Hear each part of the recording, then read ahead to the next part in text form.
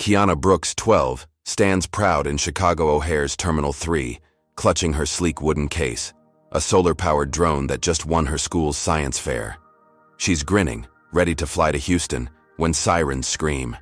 2 cops burst in, guns drawn, shouting her name. Her prize crashes, splintering on the tile. Captain Victor Hensley smirks nearby, eyes cold. Why target her?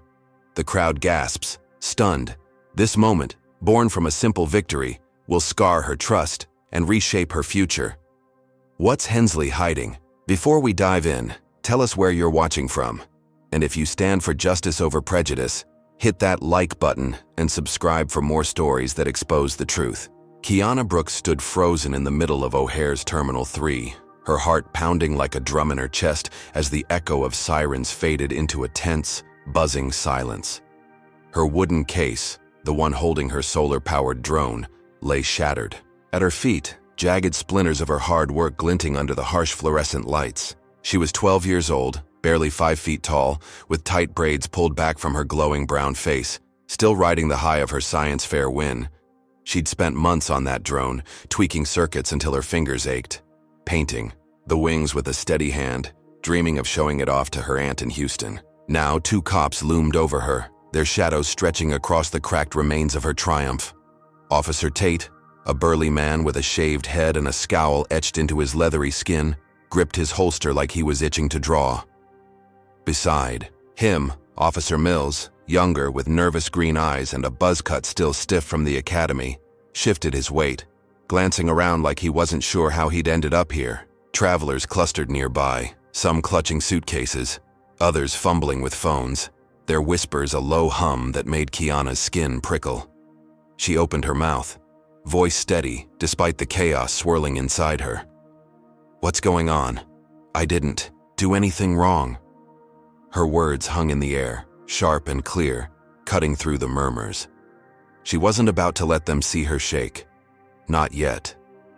That's when Captain Victor Hensley stepped forward, his boots clicking on the tile with a rhythm that screamed authority. He was a wall of a man, 6 feet of muscle packed into a pristine white pilot's uniform, his buzz cut graying at the edges, his face carved with lines that told stories of too many flights and too little patience. His hazel eyes narrowed, locking onto Kiana like she was a puzzle he didn't trust. He crossed his arms, the 4 gold stripes on his sleeve catching the light, a badge of power he wore like armor. "That case," he said, his voice low and gravelly, pointing at the wreckage with a thick finger. "It's oversized. Looks like a weapon to me. What's a kid like you doing hauling something like that through my terminal?" His lips curled into a sneer, the kind that said he'd already made up his mind before she could even blink. Kiana's stomach twisted, but she squared her shoulders, refusing to shrink. "It's not a weapon. It's my science project. A drone. I won first. Place at school. I'm just taking it to Houston." Her tone was firm, her dark eyes meeting his without flinching. She'd faced down bullies before, kids who mocked her for being the only black girl in the robotics club. This was different, though. This was a grown man with a title, and he wasn't backing off. Hensley didn't budge. He tilted his head, sizing her up like she was a stray dog that didn't belong. "A drone, huh? Convenient story. You expect me to believe that? Kids don't build drones, not ones that look like that." He gestured at the broken case, dismissing her months of late nights, her soldering burns, her pride, with a flick of his wrist. The crowd shifted, a few people muttering agreement, others shaking their heads, but no one stepped in.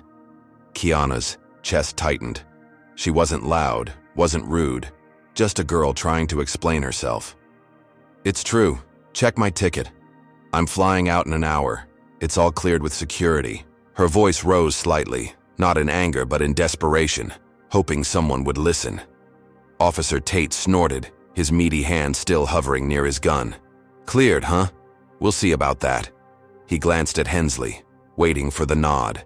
Mills, the rookie, looked less certain, his fingers twitching on his radio, but he didn't speak up. Hensley's smirk widened, a predator sensing weakness. "I don't buy it. You're alone.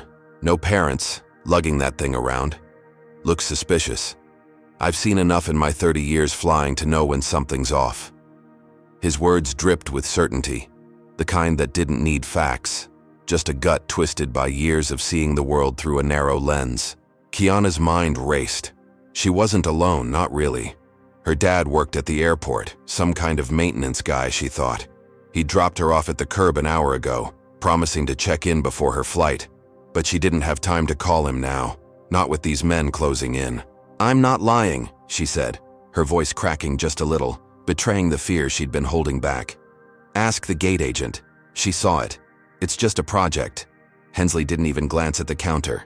He leaned closer, his breath sour with coffee and arrogance. "I don't need to ask anyone. I'm the one keeping this place safe. And you? You're a risk." The word hit her like a slap, heavy with meaning she couldn't fully grasp, but felt deep in her bones. A risk. Because she was black? Because she was young? Because she dared to carry something she'd built with her own hands? She wanted to scream, to demand why, but the words stuck in her throat as Hensley straightened up, turning to the cops. "Cuff her. We're not taking chances."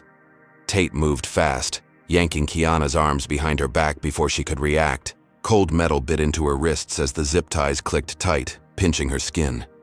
She gasped, the pain sharp and real, but she bit her lip, refusing to give Hensley the satisfaction of tears. Mills hesitated, his pale face flushing as he met her eyes for a split second, then looked away, ashamed but silent. "This isn't right," Kiana said, her voice trembling but loud enough for the crowd to hear. "I didn't do anything." A woman in a red coat gasped, clutching her purse. A man with a beard started filming, his phone shaking in his hand. "She's just a kid," someone muttered. But the words drowned in the shuffle as Tate tightened his grip, pulling her toward the security lane. Hensley followed, his stride confident, his chest puffed out like he'd just saved the day. "Should've thought about that before you brought that thing in here," he said, loud enough for everyone to hear, painting her as the villain in his little drama. The terminal buzzed with chaos now, a swarm of voices rising and falling. A teenage girl, in a hoodie, typed furiously on her phone, her thumbs a blur. An older man in a suit shook his head, muttering about overreach, but no one stopped it. Kiana's sneakers squeaked on the floor as Tate dragged her past the check-in desks, her broken case left behind like trash. She twisted her head, catching glimpses of faces, some shocked, some curious, a few nodding like they agreed with Hensley. Her cheeks burned with humiliation, the weight of 100 eyes pressing down on her. She wasn't a criminal, wasn't a threat, but that's what they saw now thanks to him. Her drone, her pride was gone, and she was in cuffs, all because this man couldn't see past her skin. "You're wrong," she said, her voice cutting through the noise, aimed straight at Hensley. "You'll see." He didn't turn, didn't flinch, just kept walking, his back a wall of white fabric and unchecked power. Kiana's mind spun as they hauled her toward a gray door marked "Authorized Personnel Only." She thought of her dad again, his quiet smile, his promise to always have her back. He'd fix this, wouldn't he? But doubt crept in, cold and heavy. What if he couldn't? What if this was just the start? The door swung open, and Tate shoved her inside, the clang of it shutting behind her echoing in her ears. Hensley stood, outside, arms crossed, watching through the glass like a king surveying his kingdom. He thought he'd won, thought he'd put her in her place. Kiana clenched her fists, the plastic ties digging deeper, and promised herself she wouldn't break. Not for him, not for anyone. But as the room swallowed her, the weight of what had just happened settled in, a storm brewing she couldn't yet see the end of. Kiana Brooks stumbled into the dimly lit holding room, her wrists throbbing where the zip ties cut into her skin, her sneakers scuffing the cold concrete floor. Officer Tate shoved her forward, his meaty hand heavy on her shoulder, while Officer Mills lingered by the door, his green eyes darting nervously between her and the cracked window overlooking Terminal 3. The air smelled of stale coffee and disinfectant, a stark contrast to the bustling chaos she'd just been ripped from. Her broken wooden case sat abandoned out there, a casualty of Captain Victor Hensley's wrath. But here, in this cramped box of a room, she was alone with two cops, and a sinking feeling she couldn't shake. She twisted around, her braids swinging, and locked eyes with Tate. "Please just listen.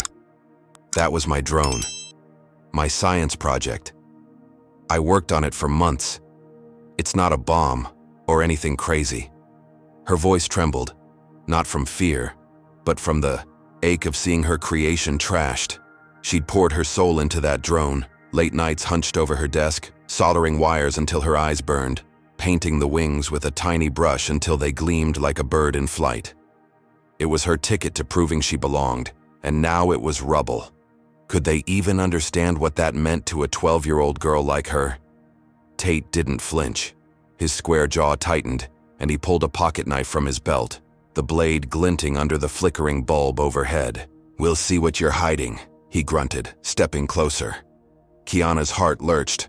"No, wait! You'll break it more. It's delicate. Please, just look inside first." Her plea hung there, desperate and raw, but Tate's face stayed, stone cold. He knelt by the door where a security guard had dumped the splintered case, its lid hanging by a single hinge. With a quick, brutal flick, he sliced through the leather straps she'd added for style, peeling it open like he was gutting a fish. The drone spilled out, a mess of twisted metal and cracked plastic. Its solar panels shattered, its hand-painted, wings bent at sickening angles.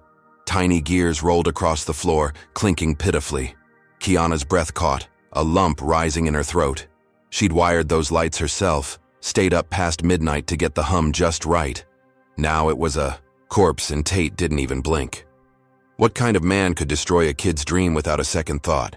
Captain Hensley swaggered in then, his boots thudding like a judge's gavel, his white uniform pristine against the grimy walls. He towered over the scene, arms crossed, his buzz cut casting a sharp shadow. "Looks suspicious to me," he said, his voice a low growl, dripping with disdain. He didn't bother inspecting it, didn't touch the wreckage. Instead, he lifted one heavy boot and brought it down hard, stomping the drone's frame into the concrete. A sickening crunch filled the room as the last intact wing snapped, the sound echoing in Kiana's ears like a gunshot. She lunged forward, a cry escaping her lips. "Stop! Why are you doing this?" But Tate grabbed her arm, yanking her back, the zip ties biting deeper. Hensley smirked, grinding his heel into the debris for good measure. "Protocol. Can't take risks with stuff like this. You should have known better." His words were a slap, casual and cruel, as if her months of work were nothing, as if she was nothing.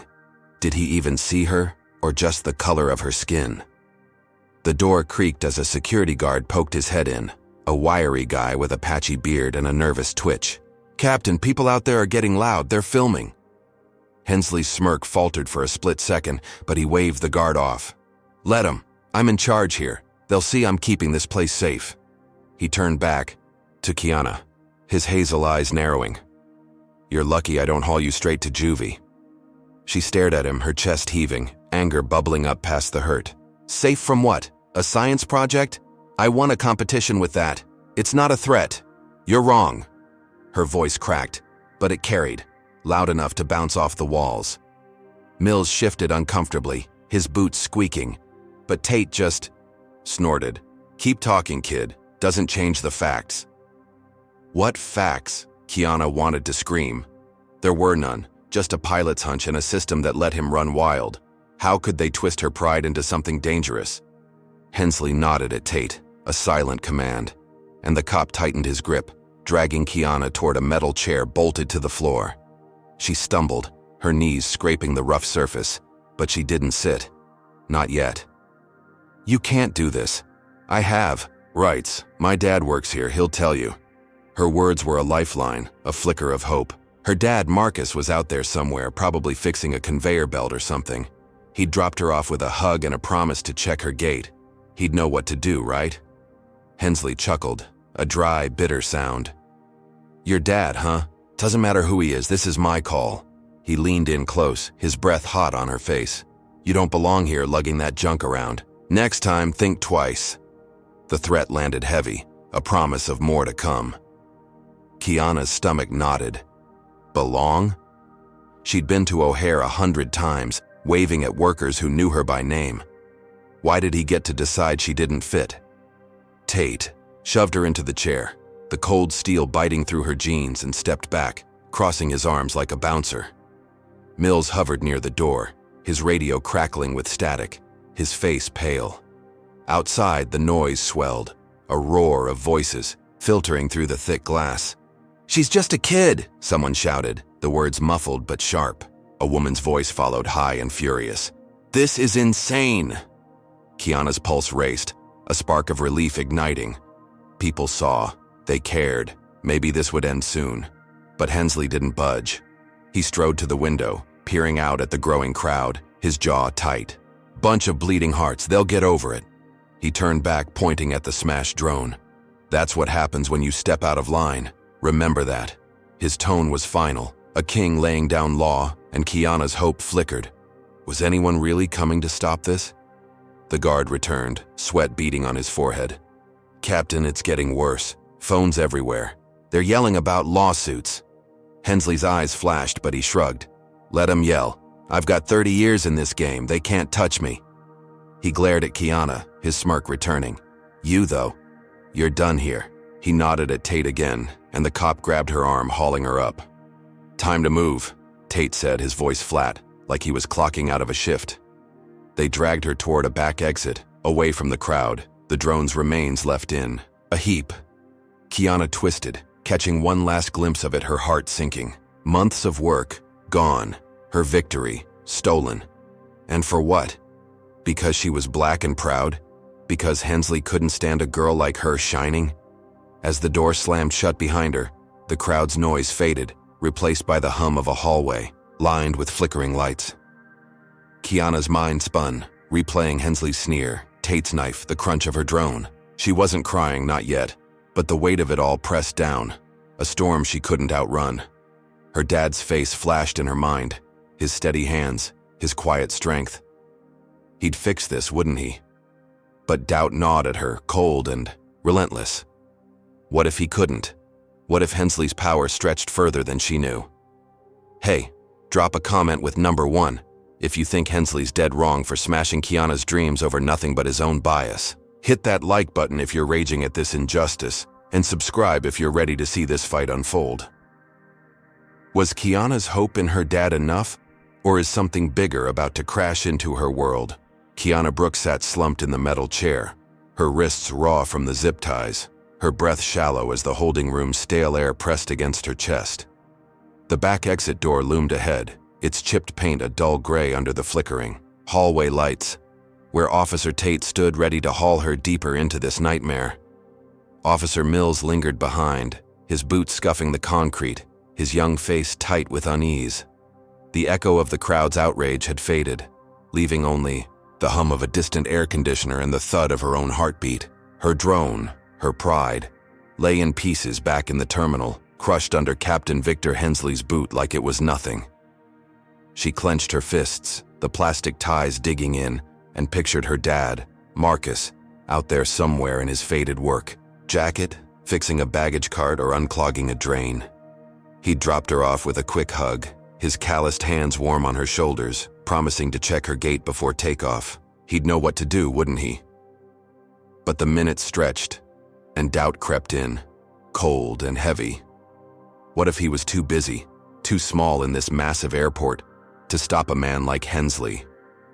Then it came, a voice like thunder rolling through stone, booming from the overhead speakers and rattling the room's thin walls. "Release Kiana Brooks now. This is Marcus Brooks, CEO of O'Hare." The words hit like a shockwave, deep and commanding, slicing through the tension with a force that made Tate freeze mid-step. Mills's head snapped up, his green eyes wide, his radio slipping from his shaky grip to clatter on the floor. Kiana blinked, her mind scrambling to catch up. CEO, her dad, the guy who packed her peanut butter sandwiches and grumbled about early shifts. The door burst open, hinges groaning, and there he was, Marcus Brooks, striding in like a storm breaking loose. He wasn't in his usual work gear, no grease-stained overalls or toolbox in hand. Instead, he wore a crisp navy suit, tailored sharp. Against his broad frame, his dark skin gleaming under the lights, his bald head held high. At 6'3", he filled the space, his presence a wall of quiet fury that made the room shrink. Kiana's jaw dropped, her breath catching as he locked eyes with her, his brown gaze steady and fierce. Tate stumbled back, his meaty hands, fumbling at his belt, while Mills pressed himself against the wall, looking like a kid caught sneaking cookies. Marcus didn't pause, didn't shout, just moved with a purpose that parted the air. He reached Kiana in 3 long strides, pulling a pocket knife from his suit jacket, its handle polished ebony, and knelt beside her. "Hold still, baby girl," he murmured, his voice soft now. "Just for her." The blade flashed, quick and precise, cutting through the zip ties with a snap. They fell to the floor, useless scraps of plastic, and Kiana flexed her wrists, red marks blooming where they'd bitten.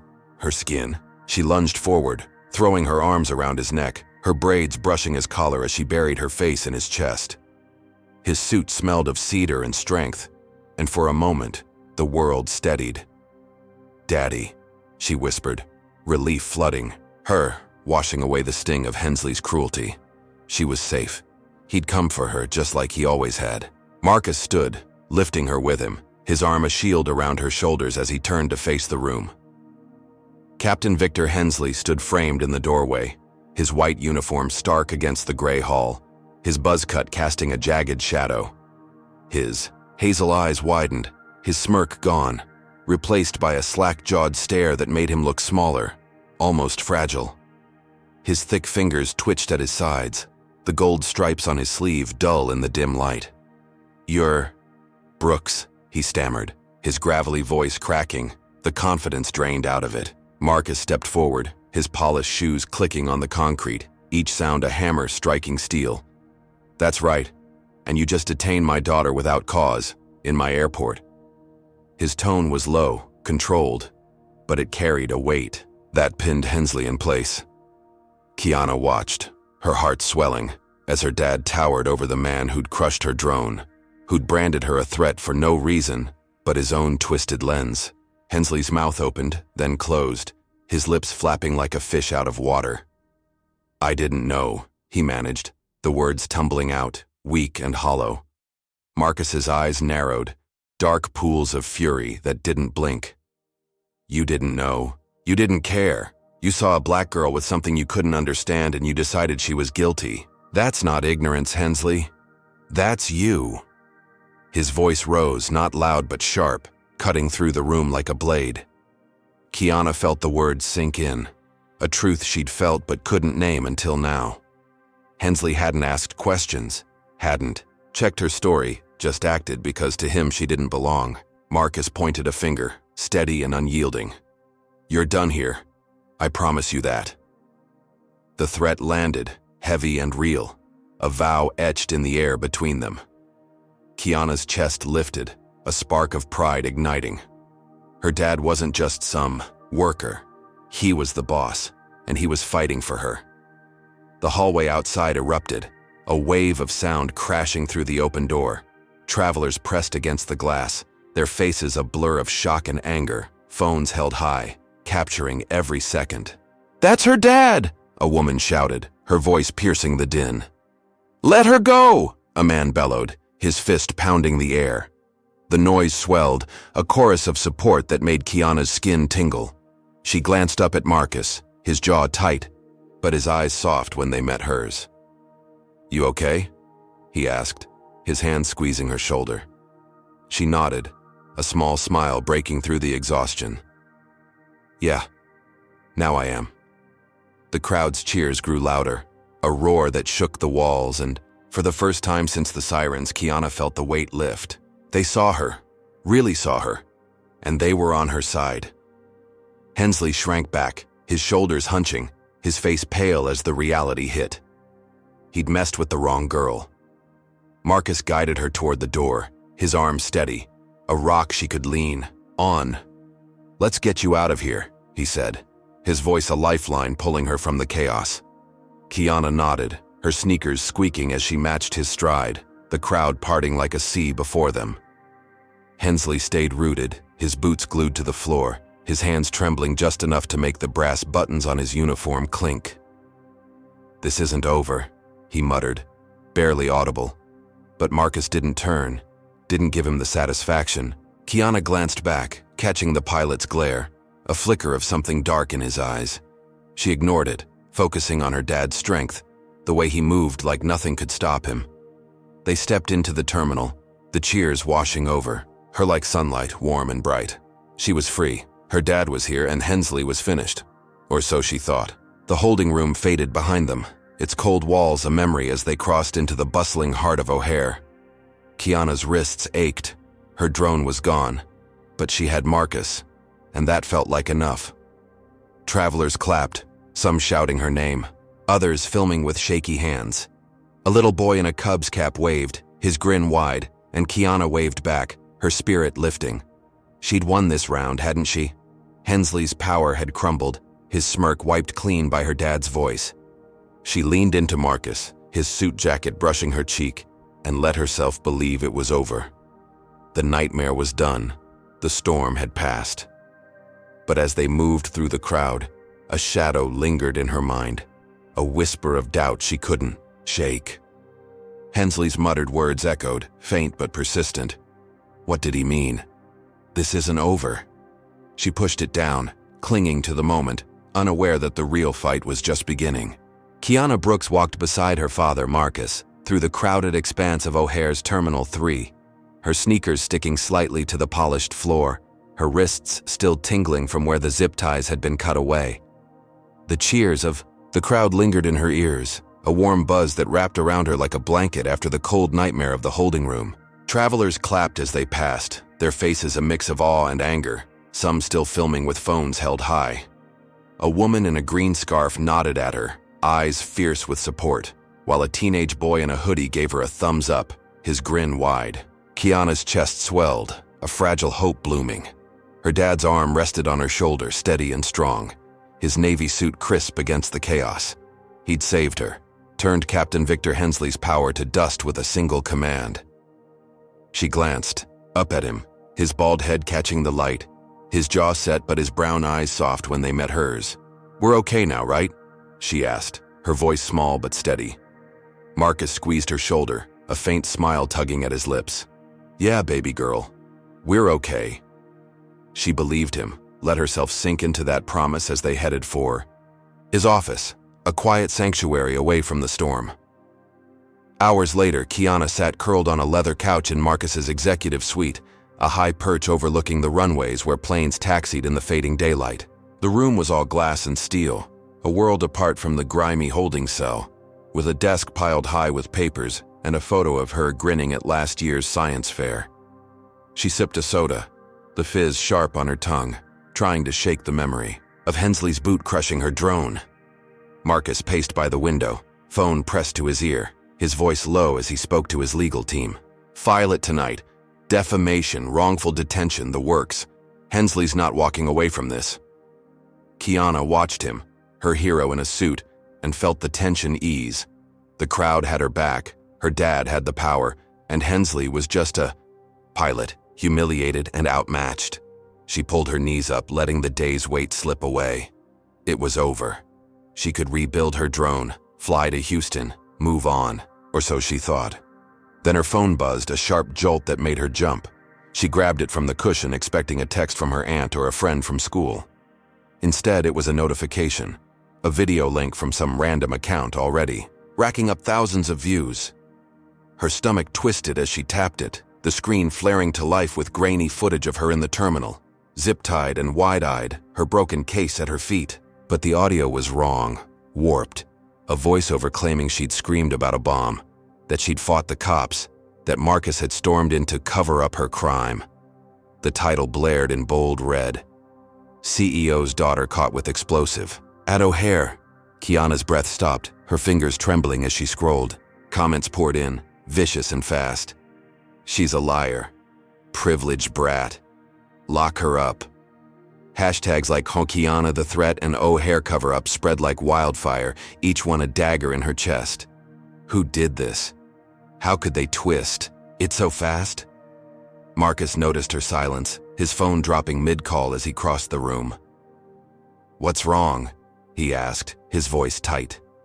She shoved the phone at him, her hands shaking too hard to hold it steady. He watched, his face hardening with every second, the lines around his eyes deepening. "That's not what happened," she whispered. her voice cracking. "I didn't say any of that. They're lying." Marcus's jaw clenched, a muscle ticking under his skin. "Hensley," he growled, the name a curse. He grabbed his laptop, pulling up the video's source. It traced back to a burner account, but the metadata screamed Hensley's fingerprints uploaded from a pilot lounge IP just 2 hours ago.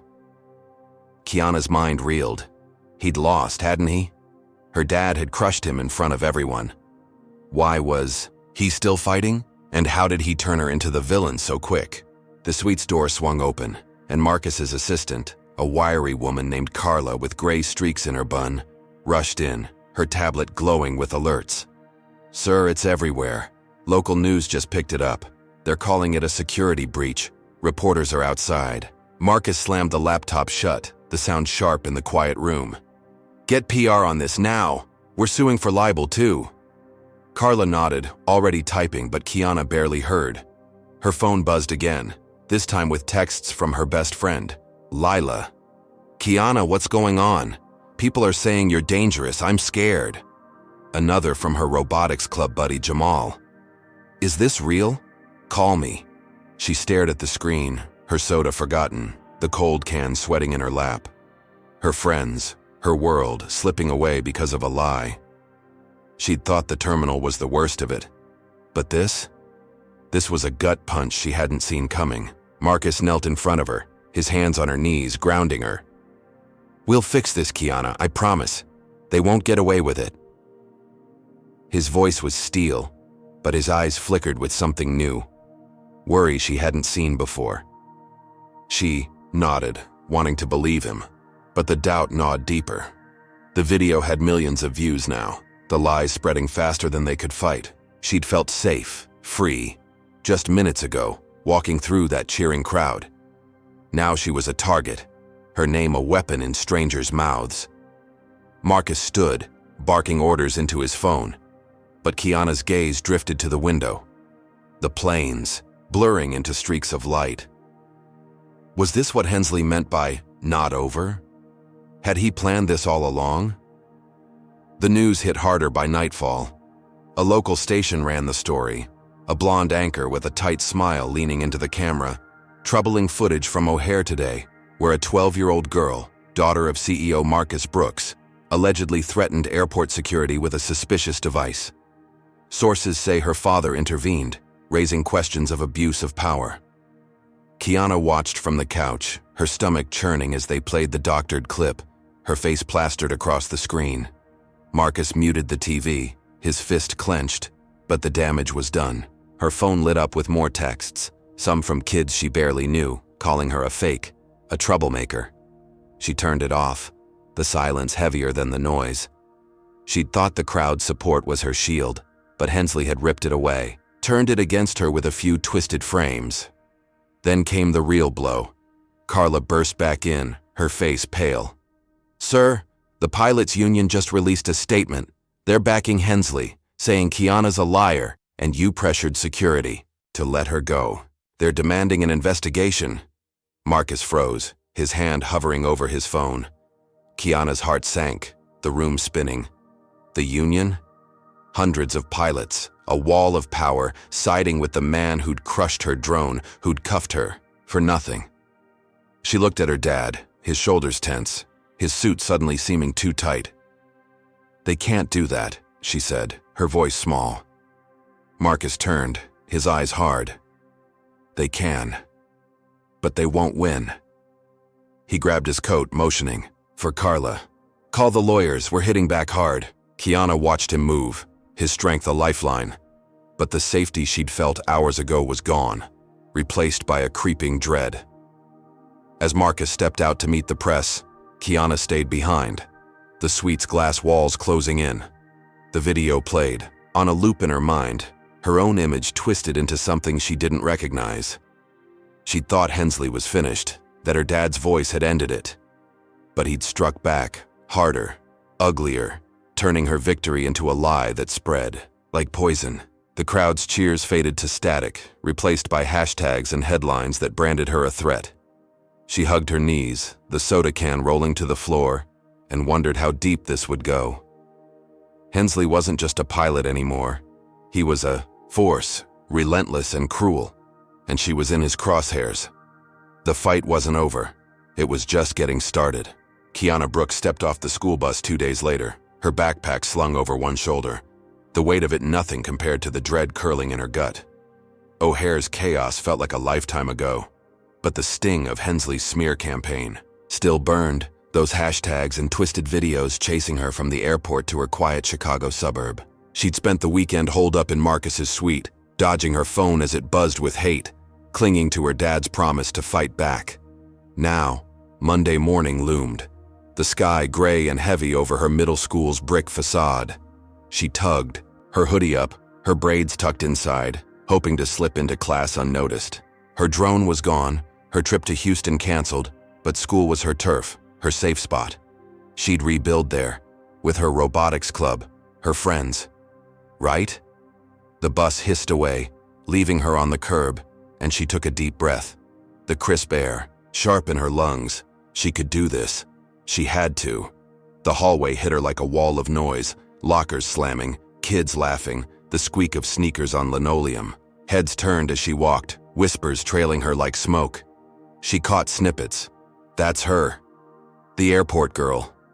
Heard she's trouble. Her stomach knotted, but she kept her chin up, eyes fixed on her locker ahead. She'd faced worse, hadn't she? Hensley's boot on her drone, the zip ties, the lies. This was just gossip. She reached her locker, spinning the dial with shaky fingers, when a shadow fell over her. Principal Grayson, a wiry man with thinning hair and a tie too tight around his neck, stood there, his arms crossed, his pale face pinched. "Kiana Brooks," he said, his voice clipped, loud enough for the hall to hear. "My office. Now." Kids froze, eyes wide, phones slipping out of pockets. Kiana's heart sank. What now? She followed him, the hall a blur of stairs, her sneakers dragging as Grayson marched ahead. His office smelled of old coffee and paper, the walls lined with dusty certificates, a single window letting in weak light. He shut the door, the click final, and pointed to a chair. "Sit." She did, her backpack thudding to the floor, her hands clenched in her lap. "What's this about?" she asked, her voice steady despite the tremor inside. Grayson leaned on his desk, his fingers tapping a rhythm of judgment. "We've had complaints. Parents saw that video, the news. They're worried you're a safety risk. I'm suspending you, effective immediately." The words landed like a punch, knocking the air from her lungs. "Suspended? For what?" "That video's fake," she said, leaning forward, her braids slipping. "Free. My dad's suing. It's all lies. I didn't do anything wrong." Grayson's lips thinned, his eyes cold. "Doesn't matter. Perception's enough. We can't have disruptions." Disruptions? She was the one disrupted, her life torn apart by Hensley's venom. Kiana's mind raced, replaying the news anchors. Smirk, the union statement backing Hensley. He'd gotten to her school too? How far did his reach go? "You can't do this," she said, her voice rising. "Check the facts. Call my dad, he'll tell you." Grayson shook his head, already pulling papers from a drawer. "Decisions made, 2 weeks. Go home." She stood, her chair scraping, anger flaring past the shock. "This isn't fair. You're punishing me for something I didn't do." He didn't look up, just slid the suspension notice across the desk. She stared at it, the black ink blurring, then grabbed her bag and stormed out, the door banging behind her. Kids parted as she walked, some snickering, others whispering. She'd thought school would be her escape, but Hensley's lies had followed her, turning even this into a battlefield. By lunch, she was back home, pacing her living room, the TV off, the silence thick. Marcus was at O'Hare, fighting the union, leaving her with her thoughts and a phone she didn't dare turn on. She'd lost her drone, her trip, and now her school. What next? Then a knock came, sharp and quick. She opened the door to find Ms. Carter, her guidance counselor, a short woman with warm brown skin and a no-nonsense stare. "Heard what happened," Ms. Carter said, stepping inside, her coat dripping from the drizzle outside. "Grayson's wrong. Let's fix this."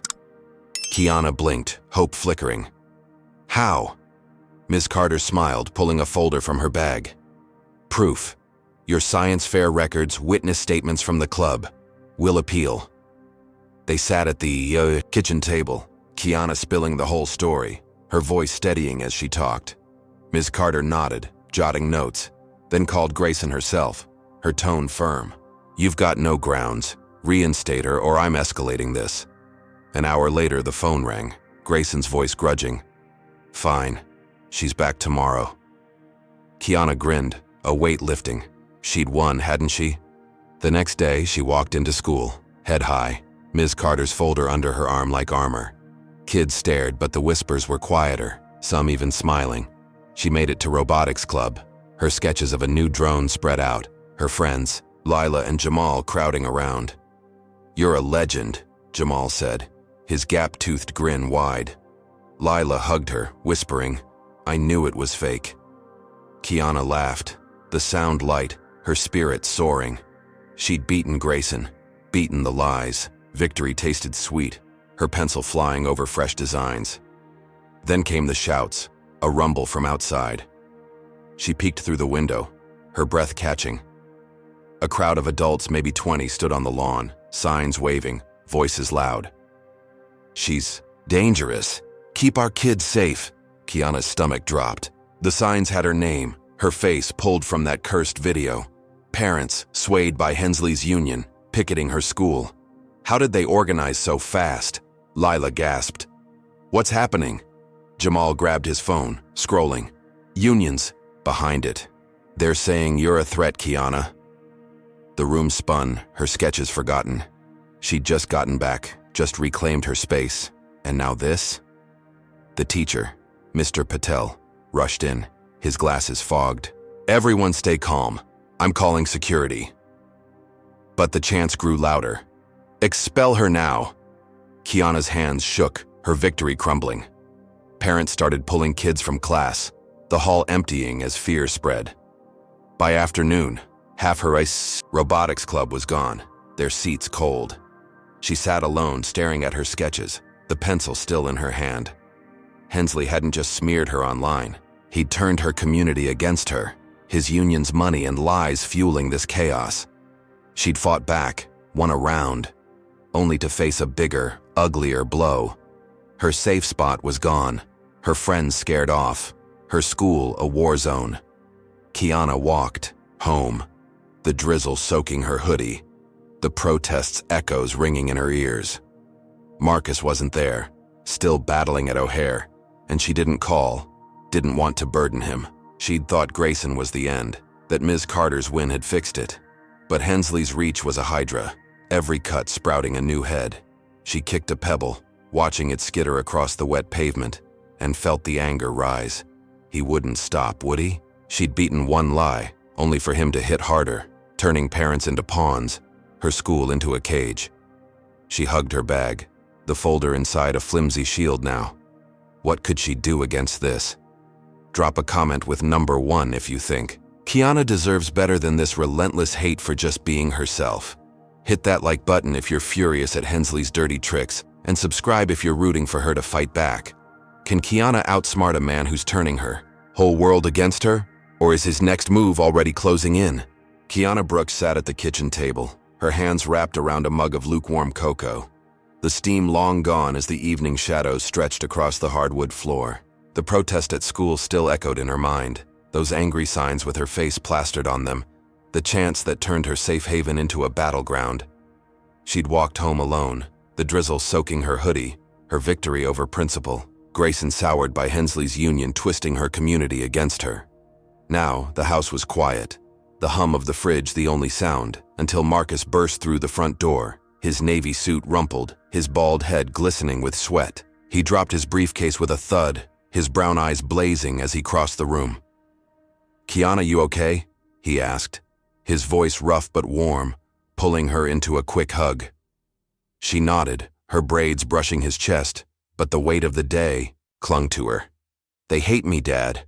The parents, the kids. It's worse than the airport." Marcus's jaw tightened, a storm brewing behind his steady gaze. He'd been at O'Hare all day, fighting the union's lies, and now this. He pulled out his phone, dialing fast, his fingers steady despite the fury in his voice. "Carla, get the lawyers on a call. We're suing Hensley and that union for defamation, harassment, everything we've got. Tonight." Kiana watched, her cocoa forgotten as he paced, his polished shoes clicking on the floor. "They've gone too far," he said, half to her, half to himself. "Smearing you online, turning your school against you. I'm ending this." She wanted to believe him, wanted to feel that surge of hope from when he'd cut her free at the terminal. He hung up, turning to her with a rare, fierce smile. "We're hitting back, baby girl. Hard." She nodded, a spark igniting. A lawsuit. That could stop Hensley, right? Clear her name, shut down the lies. She pictured him squirming, his smug smirk wiped clean, and clung to that image as Marcus grabbed his laptop, pulling up legal docs with a speed that made her head spin. By midnight, the lawsuit was filed, a 50-page beast accusing Hensley of libel, emotional distress, and racial profiling, with the union named for inciting the school protest. Marcus's lawyers moved like lightning, and by morning the news buzzed with it. Kiana woke to her phone pinging, not with hate this time, but with updates. "CEO sues pilot over daughter's harassment," one headline read. She scrolled, her heart lifting as comments trickled in, some calling Hensley a bully, others praising Marcus's fight. She showered, the hot water washing away some of the grime of the past days, and headed to school with a flicker of confidence. Maybe this was the turning point. Maybe she'd get her life back. But as she stepped off the bus, the air felt off, a quiet too thick for a Tuesday morning. She shrugged it off, focusing on the lawsuit, her dad's strength carrying her forward. Then it hit. She was halfway to her locker when the front doors banged open and 4 cops stormed in, their boots pounding the linoleum, badges glinting under the fluorescent lights. "Kiana Brooks!" the lead officer barked, a stocky man with a buzz cut and a voice like gravel. Kids scattered, lockers slamming as he zeroed in on her. She froze, her backpack slipping, her breath caught. "You're under arrest," he said, grabbing her arm, his grip iron. "What? Why?" she stammered, her voice high, panic surging. He didn't answer, just spun her around, cuffing her wrists with cold steel, the click echoing in the silent hall. Phones popped up, filming, as he dragged her toward the exit, her sneakers squeaking in protest. "Suspicion of theft and tampering," he muttered, low enough that only she heard. Theft? Tampering? Her mind blanked, the lawsuit's glow snuffed out in an instant. The ride to the station was a blur, the squad car's leather seat sticking to her jeans, the radio crackling with codes she didn't understand. She sat in a holding cell, the walls gray and scratched, her cuffs swapped for a bench and a locked torque. Marcus arrived an hour later, his suit jacket off, his tie loose, his face a mask of rage and fear. "They're saying you stole an airport tool and messed with security logs," he said, his voice tight as he gripped the bars. "It's a setup, Kiana. I've got the bail ready." She nodded, numb, as he worked the system, his lawyers swarming. By noon he had her out, the cuffs off, her wrists red again. Back home he pulled up O'Hare's security footage on his laptop, his fingers flying. "Look," he said, pointing at a grainy clip of a janitor slipping a wrench into her broken drone case time-stamped days ago. "Hensley bribed someone. We've got proof." Kiana's eyes widened, relief washing over her. "So we're clear?" Marcus nodded, fierce. "We're taking this to court. He's done." She hugged him, her arms tight around his waist, the nightmare lifting. They'd caught Hensley's trick, exposed his frame-up. The footage was gold, undeniable, and Marcus's team rushed it to the judge. By evening, the arrest was voided, the news shifting again. "CEO's daughter framed by pilot," one site blared. Kiana smiled, weak but real, as Marcus cooked dinner, the smell of garlic filling the kitchen. She'd won, hadn't she? Beaten the arrest, turned the tables. She ate her pasta, the warmth settling in her bones, and let herself breathe. Hensley was cornered, his lies unraveling. She pictured him sweating, his union scrambling, and felt a rush of triumph. The lawsuit would bury him now, with this on top. She was safe, her dad unstoppable. Or so she thought. Then the phone rang, shrill and sharp, cutting through the quiet. Marcus answered, his fork clattering to the plate, his face hardening as he listened. "What do you mean, frozen?" he snapped, standing fast. Kiana's stomach dropped, her pasta turning to lead. He hung up, turning to her, his eyes dark. "Hensley's lawyer just hit back. They're claiming I tampered with that footage to frame him. The judge froze my assets, Kiana. Bank accounts, investments, everything. They're saying I'm corrupt, that I rigged the system to get you off." Her breath stopped, the room tilting. "But it's real. We proved it," she said, her voice small. Marcus nodded, but his hands clenched. "They've got a witness, some tech guy saying I paid him to edit it. It's a lie, but they're running with it." She stared at him, the victory slipping away, replaced by a new, colder fear. The TV flickered on, a news anchor's voice filling the space. "Breaking news. O'Hare CEO Marcus Brooks accused of evidence tampering in daughter's arrest case. Sources say his assets are frozen, and his position may be in jeopardy." Kiana's mug slipped, cocoa spilling across the table, dark and sticky. Marcus grabbed a towel, his movements sharp, but she barely noticed. Frozen assets? His job at risk. This wasn't just about her anymore. Hensley had turned her win into a weapon, striking at her dad's core, his power, his life. She'd thought the footage was their shield, but now it was a noose, tightening around them both. "I'm sorry," she whispered, guilt clawing at her. Marcus knelt, his hands on her shoulders. "This isn't your fault. It's his. We'll fight." But his voice shook just a little, and she saw the strain in his eyes. The kitchen felt smaller now, the walls closing in as the news looped, the anchor's words a hammer on her nerves. Hensley hadn't just framed her. He'd gone after Marcus, twisted their proof into a lie that could ruin him. She'd beaten the arrest, thought they'd won, only for him to hit back harder, smarter, dragging her dad down with her. The lawsuit was supposed to end it. But now, it was a trap, and they were caught. Kiana wiped her eyes, the tears hot, and looked at Marcus, his suit wrinkled, his strength fraying. How much more could they take? Hensley wasn't stopping, his venom spreading, and she wondered, with a chill, what he'd do next to break them. Kiana Brooks sat in the passenger seat of her dad's black SUV, the leather cool against her jeans, her breath fogging the window as Chicago's skyline blurred past in the early morning haze. Marcus gripped the wheel, his knuckles tight, his navy suit swapped for a plain gray jacket, the strain of frozen assets etching lines into his face. They were headed to a press conference at O'Hare, a last-ditch move to clear her name after Hensley's legal trap turned their victory into a nightmare. The radio hummed low, a news report looping about Marcus's corruption, but he'd muted it, his silence louder than the lies. Kiana clutched her backpack, her new drone sketches inside, a lifeline to her old self. "We'll tell the truth," Marcus said, his voice steady but worn, glancing at her with a faint smile. "You and me, together." She nodded, her braids, brushing her shoulders, clinging to his strength. The lawsuit, the arrest, the school protest, it all piled up, but this could fix it, right? Show the world Hensley was the villain, not them.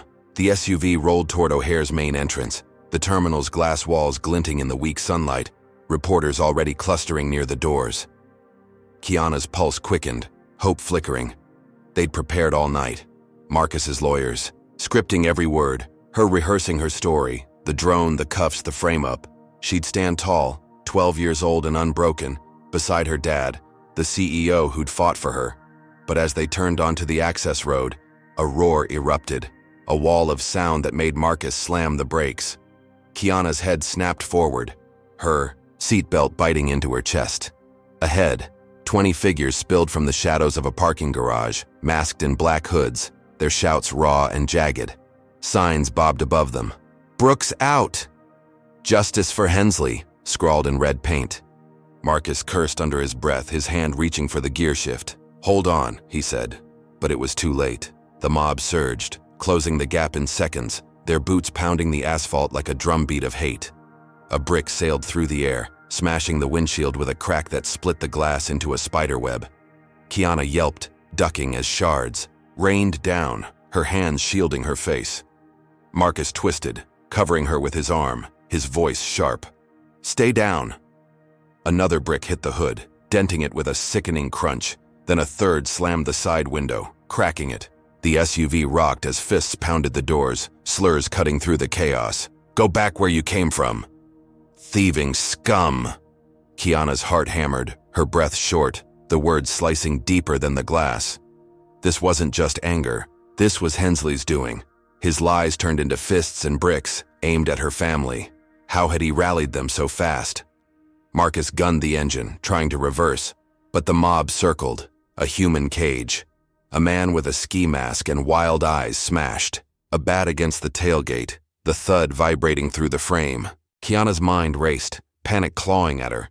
But then she remembered her backpack, the drone remote she'd tucked inside, a backup for her sketches. She fumbled for it, her fingers trembling as glass crunched under her sneakers. "Dad, I've got an idea," she said, her voice shaky but firm. Marcus glanced at her, his eyes wide. "What?" She yanked the remote free, a small black box with a red button, wired to ping O'Hare's security system from her old project. "This'll call help." She pressed it hard, the signal cutting through the air, a silent scream for rescue. Marcus nodded, a flicker of pride breaking through his fear. Smart girl. Seconds stretched into eternity, the mob's shouts deafening, their fists denting metal, until sirens wailed in the distance, sharp and close. Red and blue lights flashed through the cracked windshield as security trucks roared up, tires screeching. The masked figures froze, then scattered, melting into the garage's shadows like rats in a flood. Kiana peeked up, her breath ragged, as guards in vests leapt out, batons drawn, chasing the stragglers. Marcus exhaled, his hand still gripping the wheel, the SUV a battered shell around them. "You okay?" he asked, his voice hoarse. She nodded, clutching the remote, her lifeline. "Yeah, you?" He managed a tight smile. "Thanks to you." The guards cleared the road, one tapping the hood, signaling them forward. Kiana's chest swelled, a rush of triumph cutting through the fear. She'd saved them, turned the tables, with her own tech. Hensley's mob had failed. They pulled into a side lot, the press conference delayed, guards swarming to secure the area. Marcus called his team, his voice steady again, demanding footage of the attack. Kiana sat in the wrecked SUV, glass crunching under her feet, her remote still in hand. She'd outsmarted them, hadn't she? Sent the mob running, protected her, Dad. She pictured Hensley fuming, his plan in tatters, and let herself smile, small but real. Marcus climbed back in, his phone buzzing with updates. Cameras caught it all. We've got faces, license plates. He's done this time. She nodded, relief washing over her, the adrenaline fading. The press would see this. The world would know Hensley's true colors. They'd won this round, a real win, not just a dodge. She leaned back, the cracked leather creaking, and let herself believe it was over. Then her phone lit up, a notification, pinging through the quiet. She grabbed it, expecting news of the attack, but her blood ran cold. A new post, time-stamped minutes ago, from an anonymous account. Her home address, stark and bold, with a caption, "Time for justice. Finish what we started." Photos followed. Her house, her bedroom window snapped from the street. Her breath stopped, her hands shaking as she showed Marcus. His face darkened, his phone dropping to the dash. "Hensley," he growled, slamming the steering wheel. "He's doxing us." Kiana's mind spun, the victory souring fast. She'd stopped the mob, saved them here, but now their home, their sanctuary, was a target. How did he get this? Who was watching them? Marcus grabbed his phone, dialing. "Security," his voice a whip. "Get a team to my house now, lock it down." He turned to Kiana, his eyes fierce but strained. "We're moving you somewhere safe. This ends today." She nodded, numb, as guards escorted them to a new car, the wrecked SUV left behind. Sirens wailed again, distant but closing. As they sped away from O'Hare, the press conference forgotten, Kiana stared out the window, the city a blur, her remote useless now. She'd thought the mob was Hensley's worst, that her quick thinking had beaten him. But he'd struck back, harder, uglier, turning her home into a bullseye. The attack was just a feint, a distraction for this, a blow that hit deeper than bricks. Her triumph faded, replaced by a chill she couldn't shake. They pulled into a hotel lot, guards flanking them, Marcus's hand tight on her arm as they hurried inside. The lobby was all marble and quiet, a world away from the chaos, but Kiana felt exposed. Every shadow, a threat. Marcus checked them in, his voice low, his eyes scanning the room.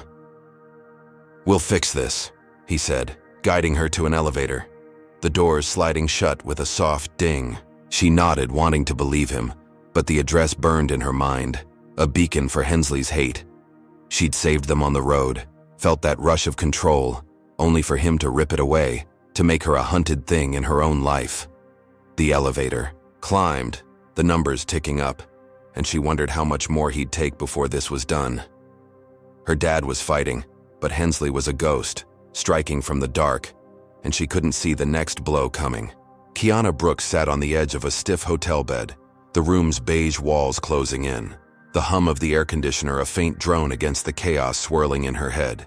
She'd escaped the mob ambush hours ago, her quick thinking with the drone remote turning a brick-throwing nightmare into a fleeting win, but Hensley's doxing had stolen that victory, her home address now a beacon for his hate. Marcus paced by the window, his gray jacket slung over a chair, his phone pressed to his ear as he barked orders to security. "Double the patrols. I want that house locked tight." Kiana clutched her backpack, her sketches inside a fragile, tethered to normalcy, her braids falling loose as she stared at the carpet. They'd fled to this hotel, a temporary fortress, but safety felt like a lie, with Hensley's shadow everywhere. She'd saved them on the road, felt that surge of control, only for him to hit back harder, making her a target in her own life. How much deeper could this cut? The next morning, Marcus drove her to a hearing at the courthouse, a gray stone building downtown, its steps slick with overnight rain. The lawsuit against Hensley was their lifeline now, a chance to bury him under the weight of his lies. Kiana wore a navy dress Marcus had grabbed from home, her sneakers swapped for flats that pinched her toes, her hands clasped tight to hide the tremble. Inside, the courtroom smelled of polish and tension, the wooden benches packed with reporters, their notebooks rustling like leaves. Marcus sat beside her, his suit back on, his face a mask of resolve as their lawyer, a sharp-eyed woman named Ms. Torres, laid out the case, the drone, the arrest, the mob. Kiana's chest tightened, the memories raw, but she held her head high. She'd testify, tell the truth, and end this, right? Then Lila walked in, her best friend since third grade, her curly hair pulled back, her brown eyes darting nervously as she took the stand. Lila's voice shook as she spoke, her hands twisting in her lap. "Kiana's not a threat, that video's fake. I was with her at school when it all started. She's the smartest person I know." Kiana's heart lifted, a smile breaking through the strain. Lila had her back, always had, from trading snacks at recess to cheering her robotics wins. The judge, a stern man with silver hair, nodded, the room buzzing as reporters scribbled. Ms. Torres pressed forward, showing texts from Lila proving Kiana's innocence, the crowd swaying their way. Kiana glanced at Marcus, his shoulders easing, a rare spark of hope in his eyes. "She's killing it," he whispered, and Kiana nodded, relief washing over her. Lila's words were a shield, turning the tide, making Hensley's lies crumble. Public opinion shifted, murmurs of support rippling through the benches. Had they finally caught a break? The hearing ended with a bang of the gavel, the judge promising a ruling soon, and Kiana hugged Lila outside, the rain holding off as sunlight peeked through the clouds. "Thanks," she said, her voice thick, squeezing tight. Lila grinned, her dimples deep. "Always, Kai. You'd do it for me." Marcus clapped Lila's shoulder, his smile wide. "You're a rock star, kid." They parted, Lila heading home, Kiana and Marcus back to the hotel, the weight lifting with every step. She'd won this round, hadn't she? Lila's testimony was gold, a lifeline pulling them from the muck.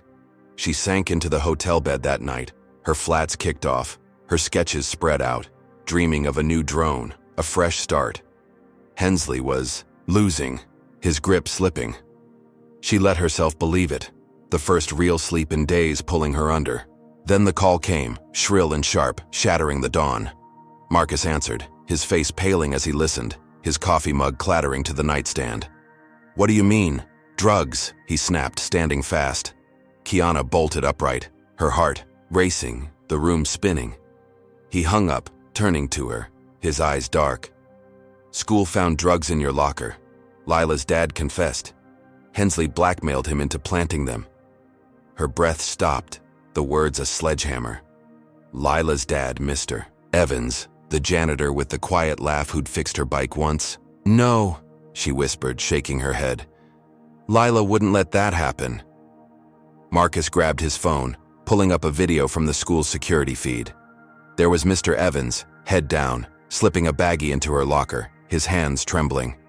Then Lila, sobbing in the hall, her voice breaking. "I didn't know, Kiana. He made me stay quiet. I'm sorry." Kiana's world cracked, the betrayal a knife in her ribs. Lila, her rock, caught in Hensley's web. She testified, turned the hearing, only for this to rip it apart. Marcus cursed, dialing Ms. Torres, but the damage was done. By noon, the principal expelled her again, the drugs proof of her danger, Grayson's voice smug over the phone. No appeal this time. Kiana sat on the bed, her dress wrinkled, her flats abandoned, tears hot on her cheeks. She'd trusted Lila, leaned on her, and now this? But the hurt shifted, softening as she replayed Lila's sobs. Hensley had forced this, twisted a good man, a good friend, into his game. "I forgive her," she said, her voice small but firm. Marcus paused, his phone mid-dial. "You sure?" She nodded, wiping her eyes. "It's not her fault, it's him." She rallied her classmates that afternoon, texting Jamal and the robotics crew from a burner phone Marcus had grabbed. "Meet me at the park. We're fighting back." They came, a dozen kids under the oaks, their faces a mix of anger and awe. "Hensley framed me," she said, standing on a bench, her voice steady. "Lila's dad was blackmailed. We're protesting. This." Jamal whooped, pumping a fist, and they planned, signs and chants ready by dusk. The next day, they marched to school. Justice for Kiana painted bold, their voices loud. Parents joined, swayed by the truth, and Grayson caved, lifting, the expulsion by lunch. Kiana grinned, hugging Jamal, the park's muddy grass under her sneakers a victory field. She'd turned betrayal into strength, hadn't she? Forced Hensley's hand, won her place back. But that night, her burner phone buzzed, a new alert chilling her blood. The school system had been hacked, grades scrambled, servers down, and a message pinned to her name. Kiana Brooks did this. Her stomach dropped, the hotel room tilting. Marcus grabbed his laptop, pulling up the breach, his face grim. "Hensley's work. He's got a tech guy pinning it on you." The news hit fast. Student hacks school after drug bust. Her classmates' texts flipping from cheers to doubt. "Did you do this, Kai?" Jamal asked, his words a sting. She'd rallied them, won them back, only for Hensley to strike again, smarter, crueler, turning her allies into skeptics. Her victory dissolved, the park's triumph a memory as doubt crept in, cold and heavy.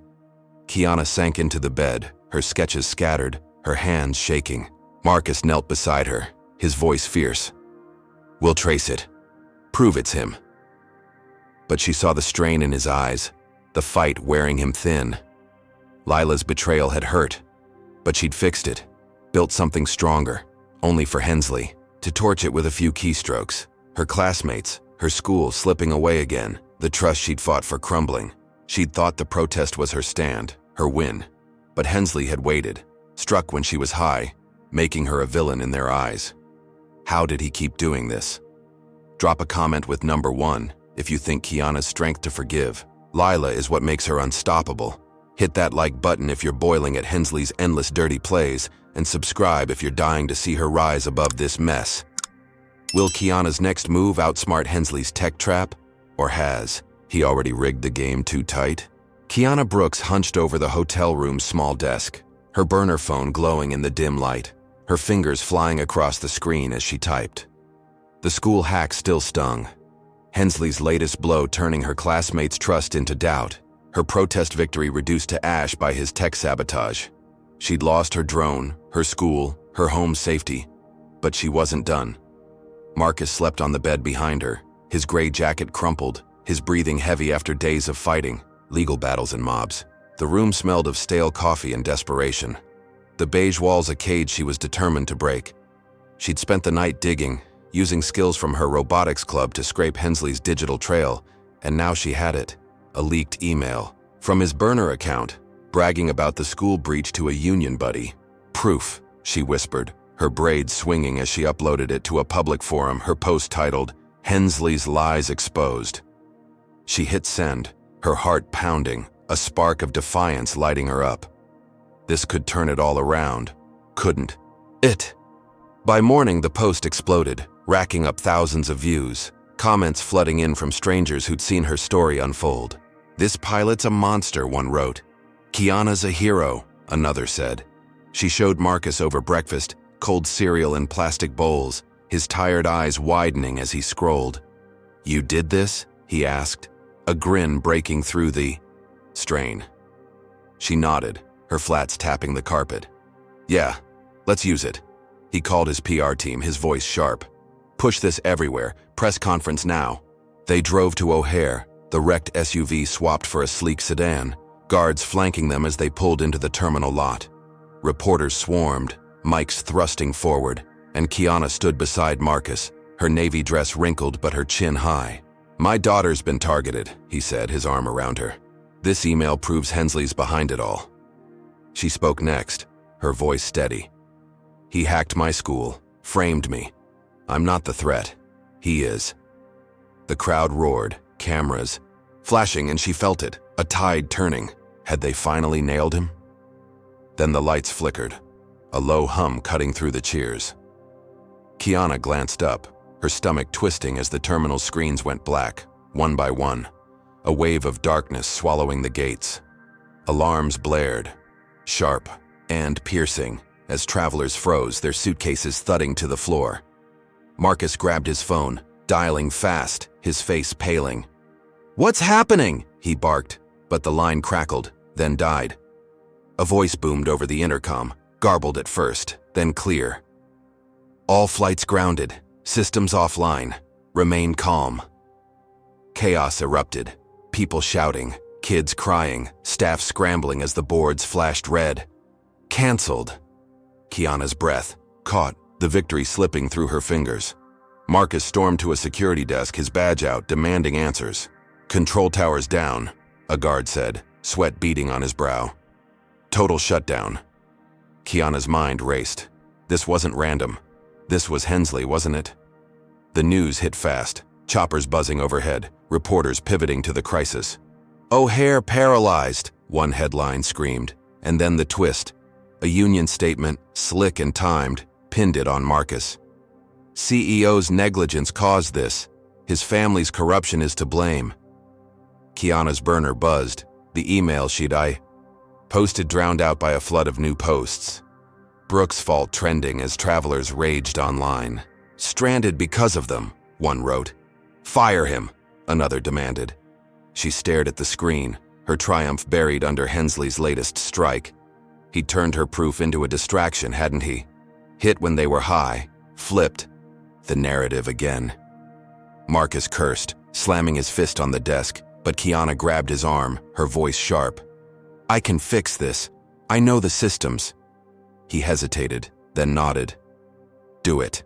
She bolted to a control room, guards clearing a path, her flat slapping the tile as she dodged panicked staff. The room was a mess of blinking consoles, techs shouting over dead screens, the air thick with sweat and fear. Kiana slid into a chair, her robotic skills kicking in, her fingers dancing over keys. She'd built drones, hacked mock systems for fun, and O'Hare's grid wasn't so different. "It's a worm," she said, spotting the code signature, Hensley's sloppy work from the school breach. She traced it, lines of green text flying, and punched in a kill switch, her breath held. The screens flickered, then rebooted, the May hum returning as systems blinked back online. Cheers erupted behind her, a tech clapping her shoulder. "Kid, you're a genius." Flights resumed, the boards shifting green, and Kiana grinned, her heart soaring. She'd saved the day, turned Hensley's chaos to dust. This was it, right? Marcus burst in, his face alight, pulling her into a hug. "You did it, baby girl." They stepped out, reporters swarming again, her name now a lifeline. Kiana Brooks restores O'Hare, one wrote, her fix trending over the union's lies. She stood tall, her flat scuffed but her spirit high, picturing Hensley fuming, his shutdown foiled by a 12-year-old he'd underestimated. The terminal buzzed back to life, travelers clapping as planes taxied, and she let herself believe it. A real win, not just a dodge. Marcus called his team, his voice strong. "We've got him now. Push the email, the fix, all of it." Kiana nodded, her sketches in her bag a promise of more to come. She'd beaten him at his own game, hadn't she? Saved her dad's airport, her family's name. Then the blow landed, swift and brutal. Her burner buzzed again, a union press release popping up, cold and calculated. "Due to Marcus Brooks's failure, we're striking. All pilots walk out at midnight." Kiana's stomach dropped, the room tilting as Marcus grabbed his phone, scrolling fast. "They're blaming me," he said, his voice hollow, "saying your fix proves I've been hiding incompetence." The terminal shifted, staff whispering, travelers groaning as delays piled up again. By night, picket lines formed, pilots in vests chanting outside, "No trust, no flights." Thousands stranded, bags piling up, the chaos dwarfing her fix. News vans circled, strike cripples O'Hare flashing on screens, her triumph erased in hours. Hensley's union had waited, let her shine, then struck harder, turning her save into their weapon. Kiana sank onto a bench, the terminals, noise a dull roar, her flats cold against the tile. Marcus sat beside her, his hands clenched, his gray jacket tight across his shoulders. "They planned this," he said, his voice low. "Used your fix to twist the knife." She nodded, her sketches forgotten, the burner heavy in her lap. She'd stopped the shutdown, felt that rush of control, only for Hensley to flip it, cripple the airport anyway, and pin it on them. Travelers glared as they passed, some muttering, "This is your fault," their anger a mirror of the union's lies. Her hope frayed, the victory hollow. A setup she hadn't seen coming. How did he keep outmaneuvering them? The night stretched, the strike locking O'Hare in gridlock, planes silent on the tarmac, the terminal a ghost town of stranded souls. Marcus called his lawyers, his voice fraying, but Kiana stared out the glass, the city lights blurred by tears she wouldn't let fall. She'd saved the systems, proved her worth, only for Hensley to turn it against her dad, against everything. The union's chants echoed, a taunt that sank into her bones.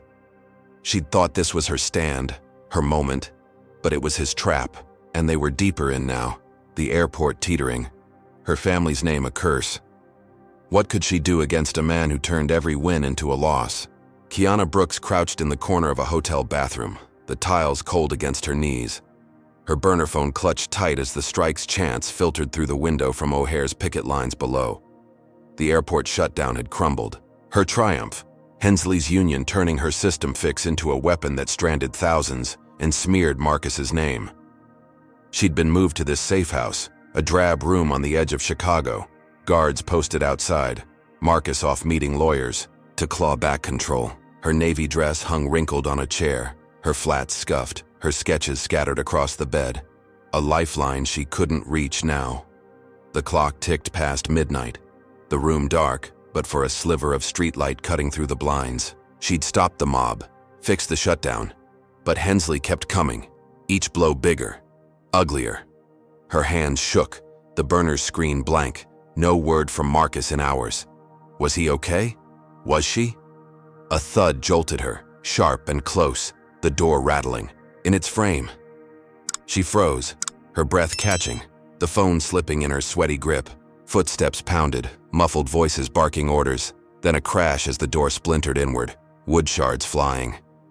3 figures burst in, shadows in black hoods, their boots heavy on the carpet. Kiana scrambled back, her heart slamming, but a gloved hand grabbed her arm, yanking her up. "Got her," a gruff voice said, the man's breath hot through his mask. She kicked, her flats useless against his shin, her scream cut off by a cloth slamming over her mouth, bitter and damp. Her vision blurred, limbs heavy, the room spinning as they dragged her out, the guards' bodies slumped in the hall, radios, silent. Hensley, she thought, her mind fogging. He'd sent them. How did he find her? She woke in a van, the engine rumbling, her wrists bound with rope, the air thick with gasoline and sweat. Her head throbbed, the cloth's taste lingering, but she forced her eyes open, scanning the dark. 2 men sat up front, masks off now, their faces rough, one with a scar slicing his cheek, the other with a buzz cut and a snake tattoo curling up his neck. A third crouched beside her, his hood still up, a knife glinting in his hand as he checked her ropes. "Boss says keep her quiet," he muttered, his voice low, accent thick. Kiana's pulse raced, her mind clearing through the haze. Boss, Hensley. He'd lost the airport, the lawsuit, so he'd gone feral, hired thugs to snatch her. She tested the ropes, tight but frayed, her robotics hands itching for leverage. Could she get out? The van lurched, tires squealing as it turned, the city's hum fading into a quiet that chilled her. She spotted her backpack in the corner, tossed there, her drone sketches peeking out. Then she saw it, a jagged piece of her old drone's frame, a shard she'd kept for luck glinting in the pile. Her breath steadied, a plan sparking. She shifted, slow and silent, her bound hands inching toward it as the thug looked away, muttering into a radio. "Yeah, we're clear. Drop point in 10. Her fingers brushed the shard, sharp against her skin, and she gripped it, sawing at the ropes, the burn of it grounding her. The fibers split one by one, her wrists freeing as the van slowed, the men distracted by a map up front. Now or never, right? She lunged, slamming the shard into the thug's thigh, a grunt escaping him as he doubled over, the knife clattering. She grabbed it, slicing the last rope, and kicked the back door, adrenaline surging. It flew open, the van swerving as she rolled out, hitting pavement hard, her knees scraping bloody. Headlights flared, horns blaring, but she ran, her flats pounding wet asphalt, the city's edge a maze of warehouses and alleys. Shouts echoed behind her, boots chasing, but she ducked into a narrow gap, her small frame slipping where they couldn't. Her lungs burned, her legs screaming, but she kept moving, the shard still in her fist, a weapon and a trophy. She'd escaped, hadn't she? Beaten Hensley's goons with her own grit. A payphone loomed ahead, rusted but lit, and she fumbled, coins from her pocket dialing Marcus, her voice shaking as it rang. "Dad, it's me. They took me. I got out. I'm near some warehouses." His gasp crackled through, relief and fear tangled. "Stay put. I'm coming." She hid in a doorway, the rain starting, cold drops soaking her dress as headlights swept. Past, none stopping. Marcus arrived in minutes, his sedan screeching to a halt, guards piling out as he pulled her into his arms, his jacket damp against her cheek. "You're safe," he said, his voice breaking, checking her cuts, her wrists. She nodded, the shard still in her hand, proof she'd fought back. "They were Hensley's," she said, and his eyes darkened, fury rising. "He's finished." They drove off, guards tailing, her triumph sharp and real. She'd won this, turned his trap into her escape. They reached a new safe house, a brick house in a quiet suburb. Guards posted thick, Marcus's lawyers already there, laptops humming. Kiana sank into a couch, a blanket around her, her cuts bandaged as Marcus raged to his team. "Find those guys. Link them to Hensley." She closed her eyes. The shard on the table, her victory sinking in. She'd outsmarted them, saved herself, and now they'd bury him, right? The nightmare was over, her strength proven. But then a boom shook the night, a deep rumble that rattled the windows. her eyes snapping open. Marcus grabbed his phone. A news alert flashing. O'Hare hangar bombed. Suspect Kiana Brooks. Her stomach dropped, the room tilting as footage rolled. Flames licking a hangar's shell. Her name in bold, terrorist plastered across it. Marcus cursed, slamming the phone down, his face ashen. He's framing you. A bomb, Kiana. National. News is eating it up. She stared, numb, the blanket slipping as sirens wailed in the distance. The report claimed she'd planted it, revenge for the strike, her escape twisted into a fugitive's flight. Fugitive wanted, the anchor said, her school photo flashing, innocent eyes now a criminal's glare. Marcus grabbed her shoulders, his voice fierce. It's a lie. We'll prove it. But the TV looped, experts weighing in. A pattern of chaos, one said, tying her to the shutdown, the hack, now this. Her triumph shattered, the shard useless now. Her fight for survival flipped into a nation's fear. Kiana's hand shook, the blanket pooling at her feet, her flats soaked and muddy. She'd escaped, felt that rush of control, only for Hensley to strike back, deadlier than ever. A bomb? How did he pull this? Marcus called his team, his voice fraying, but she barely heard, the news drowning him out. Armed and dangerous, they called her, a 12-year-old with braids and a broken drone, now a terrorist in their eyes. Her safe house wasn't safe, her win a setup, Hensley's hand everywhere. She'd fought off thugs, run through rain, only to land here, hunted, her dad's power crumbling under this lie. The fight wasn't hers anymore, it was survival, and she didn't know how to win. The room spun, guards bolting the doors, Marcus's lawyers scrambling, but Kiana sat still, the shard glinting mockingly. She'd saved herself, thought it was over, but Hensley had waited, turned her escape into his checkmate. The hangar burned on screen, a symbol of her ruin, and she wondered, with a chill, how far he'd go to break her. Her dad's voice cut through. We'll fix this. But it trembled, and she saw the doubt in his eyes, the first crack in his armor. She'd pushed her limit, fought with everything, only for Hensley to raise the stakes beyond her reach. What now? Kiana Brooks sat rigid on the safe house couch, the blanket pooled at her feet, her muddy flat staining the rug as the TV blared news of the hangar bombing. Her name now a synonym for terror. The shard from her drone lay on the coffee table, a jagged reminder of her escape from Hensley's thugs. But that triumph felt like a lifetime ago, crushed under the weight of this new lie. Marcus stood by the window, his gray jacket tight across his shoulders, his phone pressed to his ear as he raged at his lawyers. Find the source. It's Hensley. We've got hours before this buries us. Guards bolted the doors, their radios crackling, while outside, sirens wailed, a city on edge hunting a 12-year-old they'd branded a fugitive. Her braids hung loose, her navy dress torn at the hem, her hands trembling as she gripped her burner phone. She'd fought off kidnappers, saved O'Hare's systems, but this, a bomb tied to her name, it was too big, too dark, and she felt the walls closing in. Could she outrun this? Marcus hung up, his face ashen, his bald head catching the dim light as he knelt beside her. They're saying you planted it during the shutdown chaos. National Guard's involved now. His voice cracked, the first real break she'd heard, and it chilled her more than the news. She'd seen him strong, unshakable, but this was different, a crack in the rock she'd leaned on. It's not me, she said, her voice small but fierce, meeting his eyes. I know, baby girl, he said, his hand squeezing hers, warm and steady. We'll prove it. You're not alone. She nodded, clinging to that, but the TV looped. Kiana Brooks, armed and dangerous, her school photo a haunting echo of a girl she didn't recognize. She'd escaped, thought she'd won, only for Hensley to turn her into a monster. How did he keep twisting her fight into his victory? Then it hit her, a spark cutting through the fog. Her burner phone, her tool against him before, could strike again. She'd hacked school systems for fun, traced his email to expose the shutdown. What if she could get inside his world? Dad, give me your laptop, she said, standing fast, her flat slipping on the rug. Marcus blinked, then grabbed it from the table, flipping it open as she sat, her fingers already moving. What's the plan? He asked, leaning close, his breath quick. "I'm hacking Hensley's phone," she said, her voice steady now, the robotics kid waking up.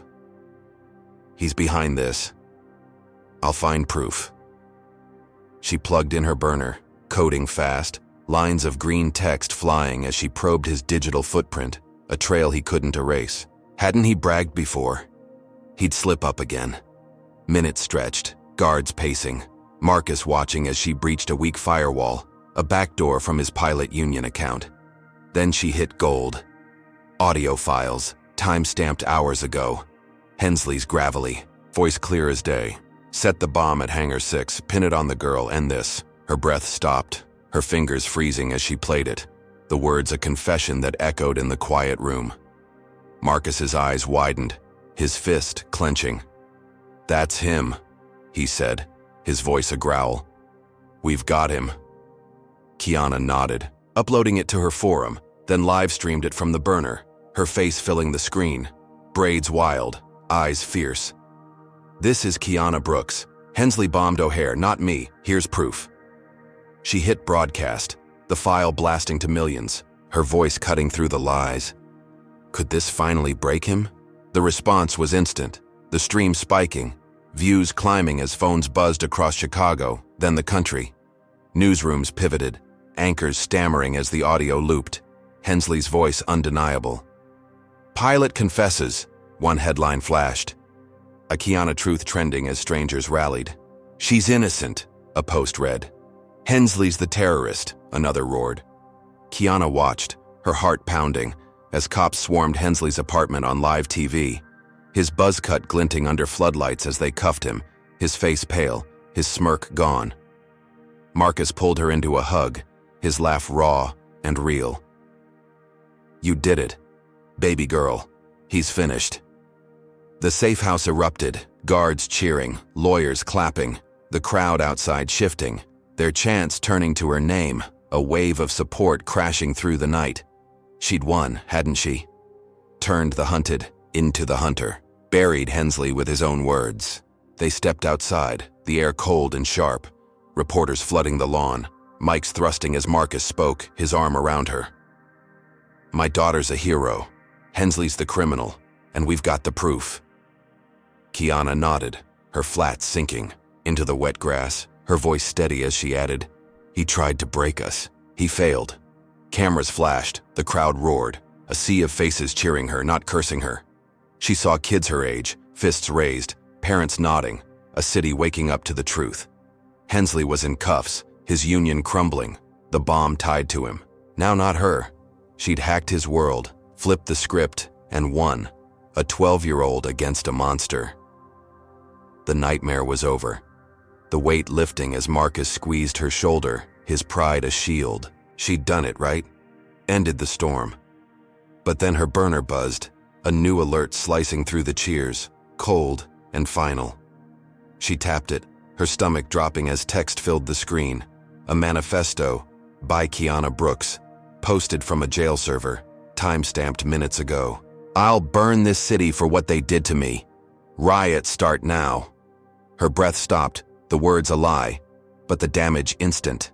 Sirens flared, distant at first, then everywhere, as smoke rose from downtown, screams cutting the night. Marcus grabbed the phone, his face paling. "He triggered this from custody," he said, his voice hollow. "A final trap." The TV blared. Riots erupt in Chicago. Kiana Brooks incites chaos. Her victory photo now a call to war. Buildings burned.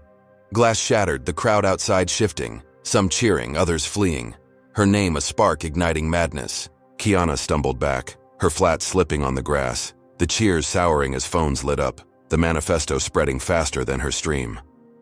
Marcus yelled for guards, his voice lost in the growing roar, but she barely heard, her mind spinning. She'd exposed Hensley, watched him fall, only for him to strike from his cell, his last move a bomb bigger than the hangar. Cities burned, not just Chicago, posts popping up, Kiana's right, fight back. In New York, LA, her truth twisted into his chaos. The safe house lawn emptied, reporters scattering, guards forming a wall as smoke thickened the air. She'd won. felt that rush of justice, only for Hensley to flip it, turn her voice into a weapon that set the world ablaze. How had he planned this? Marcus pulled her inside, the door slamming, his hands shaking as he dialed, his lawyers scrambling. "We'll trace it, stop it," he said, but his voice trembled, the strain breaking through. Kiana sank onto the couch, the shard glinting mockingly, her triumph poisoned. The TV showed flames, crowds clashing, her name chanted in rage, not hope. She'd hacked him, thought she'd ended it, but he'd waited. His final card, a wildfire, she couldn't douse.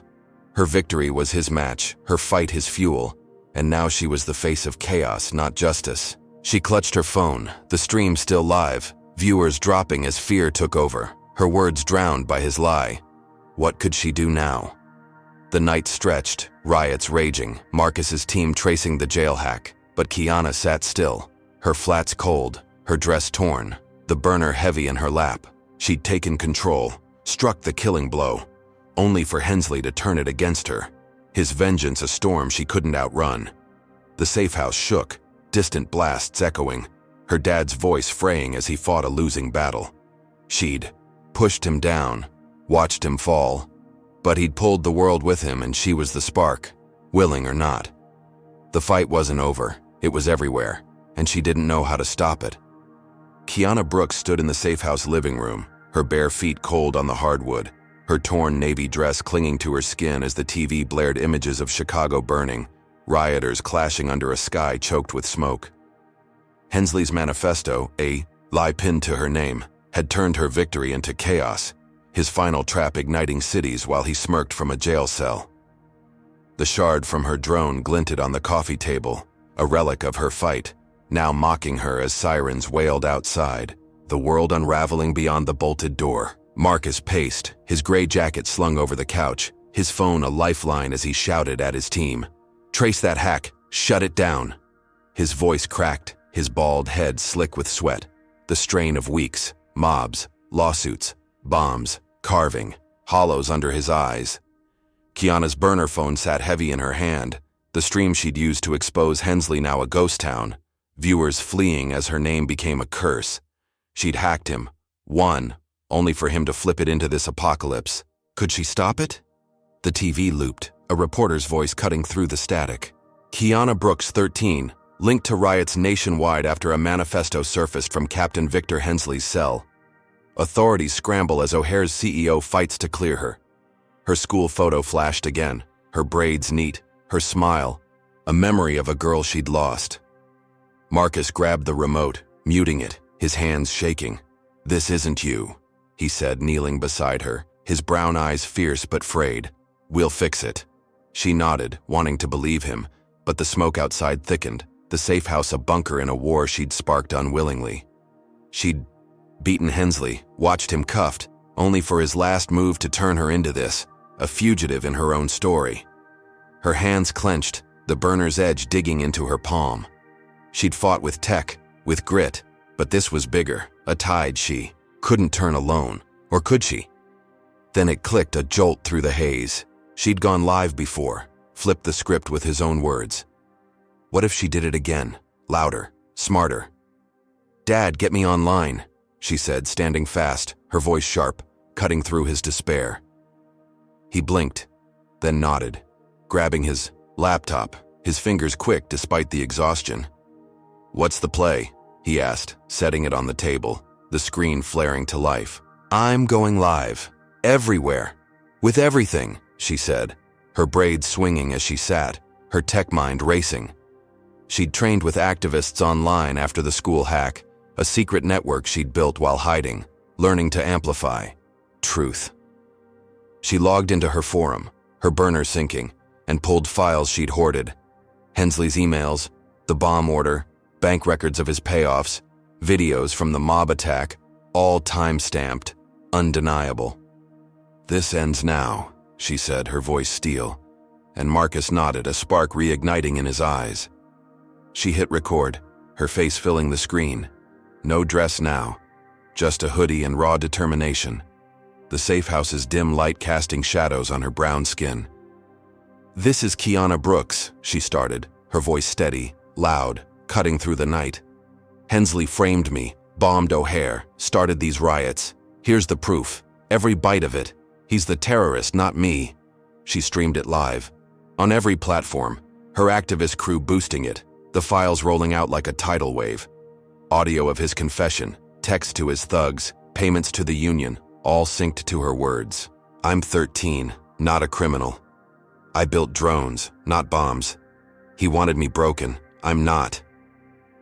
Her eyes burned, her hands steady as she uploaded, the world watching as her truth hit like a shockwave.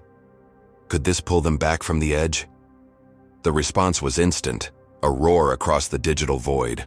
Views spiked, millions tuning in, her stream drowning the manifesto's lies. She's telling the truth, a post screamed. Hensley's done, another roared. Newsrooms pivoted, anchors fumbling as her files spread, experts verifying on air. This is legit. He orchestrated it all. Kiana watched, her heart pounding, as riots slowed, crowds pausing, phones lighting up with her face, not his hate. Police radios crackled, outside orders shifting. Stand down, confirm the evidence. Marcus grinned, raw and real, pulling her into a hug. You're unstoppable, he said, his voice thick, and she nodded, relief flooding her. She'd flipped it, turned his chaos into her justice, hadn't she? The world saw now, believed her. Then the real twist came, a move she'd planned, with her crew. She spoke again, live, her voice rising. I've been training with activists, building a coalition. We're not just stopping him, we're changing this. She showed texts, a network of kids, parents, workers, all ready to fight bias, not with fire but with truth. Riots halted, cities calming as her words sank in, her coalition stepping up, protests turning peaceful, demands for reform echoing. Marcus watched, his jaw dropping, pride replacing fear. You did this? He asked, and she nodded, her flats back on, her stance firm. Yeah, it's bigger than us now. The TV shifted. Kiana Brooks sparks movement. Her name a beacon, not a curse. She'd won, truly won, hadn't she? Turned victimhood into power. Marcus stepped to the window, the smoke clearing, his phone buzzing with calls, his lawyers cheering. They're dropping the freeze on my assets, he said, turning to her, his eyes wet. You saved us. She shook her head, small, but fierce. We saved us. Then he did something she didn't expect, his voice booming to the room. I'm stepping down as CEO. Kiana's taking over, right now. Her breath stopped, the guards freezing, the lawyers gaping. What? She whispered, her flats rooted to the floor. He smiled, steady and sure. You're 13, but you've outfought me, outsmarted him. O'Hare needs you. She stared, the weight sinking in, then nodded, slow and real. Okay, she said, her voice a vow, stepping into his shoes, the youngest CEO ever, a girl with braids and a shard. The news erupted. Teen takes O'Hare helm, her face everywhere, not as a fugitive but a force.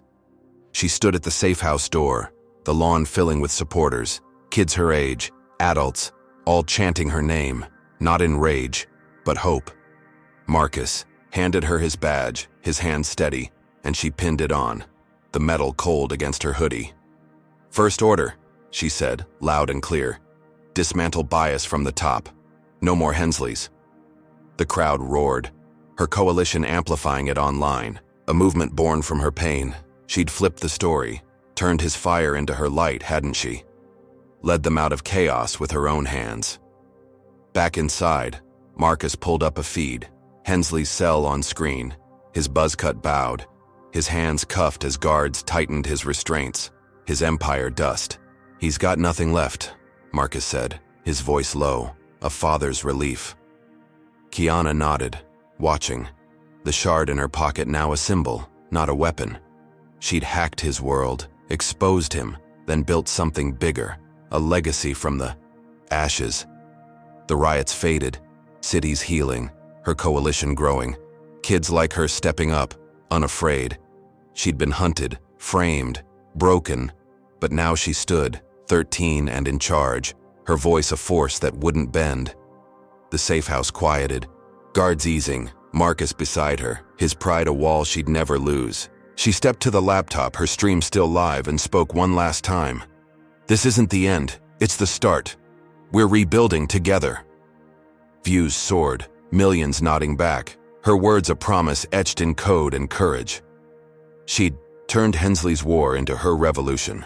A girl with a drone shard and a dream, now a leader with a city at her back. The night settled, smoke gone, stars peeking through, and Kiana smiled, small but fierce, her flats firm on the floor, her future hers to shape. She'd fought, lost, fought again, and won, not just for her, but for everyone he'd tried to crush. The story wasn't over, but the power was hers now, and she'd never let it go. Kiana Brooks's journey in this story teaches us resilience, ingenuity, and the power of truth against systemic injustice. At 12, she faced relentless racial profiling from Captain Victor Hensley, who saw her brilliance as a threat, escalating, from destroying her drone to framing her as a terrorist. Her story reveals how prejudice can twist innocence into guilt, but also how one girl's courage can dismantle lies. Kiana didn't just survive. She fought back with her tech skills, exposing Hensley's crimes and turning his chaos into her victory. Her ascent to CEO at 13 shows that strength isn't bound by age or circumstance. It's forged in the fire of adversity. We learn that systemic bias, like Hensley's, thrives in silence, but it crumbles under scrutiny and collective action.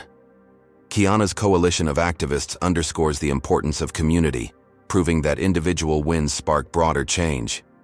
Her forgiveness of Lila's betrayal highlights grace under pressure, a lesson in holding humanity amid hurt. Most crucially, this tale shows that truth, wielded boldly, can shift power from oppressors to the oppressed, turning victims into leaders. This isn't just Kiana's win, it's a call to us all. Stand up, speak out, and use what you've got to fight injustice, because even the smallest voice can topple giants. So what's your takeaway? How would you fight back if Hensley came for you? Drop your thoughts in the comments. Hit that like button if Kiana's grit inspires you, and subscribe and share to spread these powerful racism stories. Thanks for joining us on this wild ride. Here's to more tales of courage lighting the way. Wishing you strength to face your own battles and wisdom to turn pain into power.